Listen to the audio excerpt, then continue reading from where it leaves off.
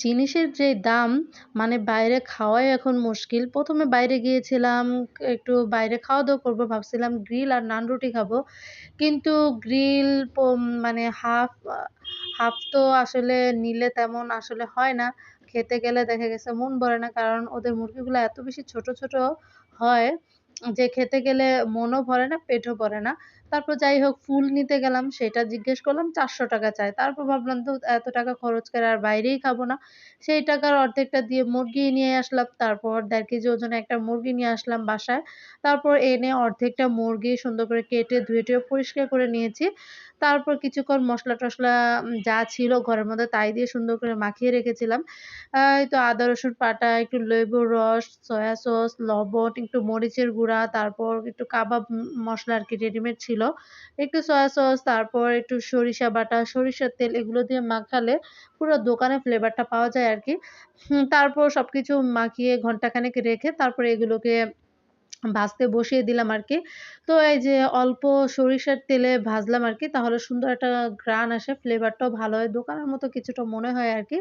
তো অত বেশি তেল কিন্তু আমি এখানে ব্যবহার করিনি। সামান্য তেলে এটাকে একটু মিডিয়াম আঁচে রেখে মাংসগুলোকে সুন্দর করে এপিঠ-ওপিঠ করে একটু ভেজে নিচ্ছিলাম আরকি।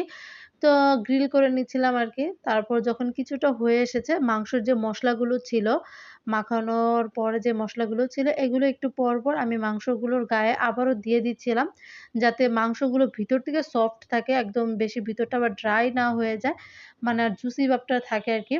তো পাশাপাশি একটু রুটি বানিয়ে নিচ্ছিলাম আরকি। কারণ গ্রিল তো আর শুধু খাবো না, রুটি বানিয়ে নিলাম। তাই যাতে রুটি দিয়ে গ্রিলটা খাওয়া যায়, রাতের খাবার-দাবারটাও যাতে সুন্দর মতো হয়ে যায় আরকি। তো এত টাকা খরচ করে আর বাইরে খেলাম না। তারপর সেই টাকা দিয়েই আসলে ঘরেই বানিয়ে নিলাম। তার অর্ধেক টাকা ধরতে গেলে পড়েছে আমার।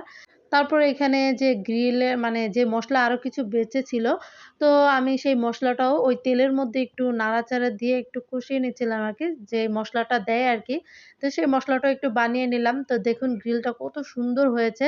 বরঞ্চ আমার কাছে মনে হয়েছিল দোকান থেকে আমারটা খুব সুন্দরভাবে পারফেক্ট ভাবে হয়েছিল আরকি।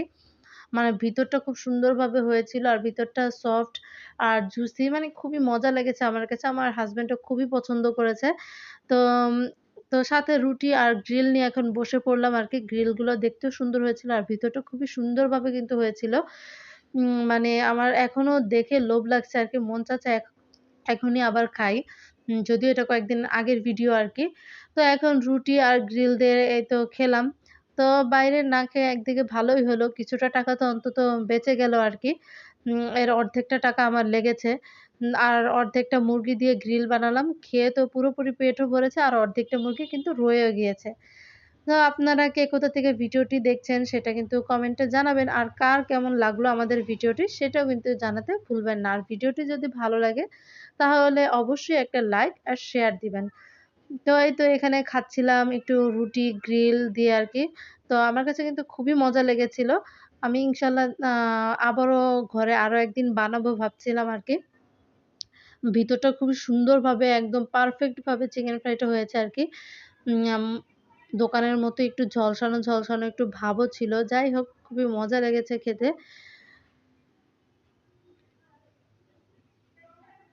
আর দোকানে ওরা আসলে যে মুরগিটা দিয়ে বানায়, ওদের মুরগিগুলো কিন্তু খুবই ছোট, ছোট মনে হয়। তো আমরা এখানে যে বানিয়েছি আমাদের মানে চিকেনের পিসগুলাও কিন্তু দেখুন কত বড়, বড় যে একটা খেলেই কিন্তু একজনের সুন্দর মতো পেট ভরে যায় আরকি। তো দেখুন মাশাআল্লাহ করে আমার ছেলেও সুন্দর করে খাচ্ছে।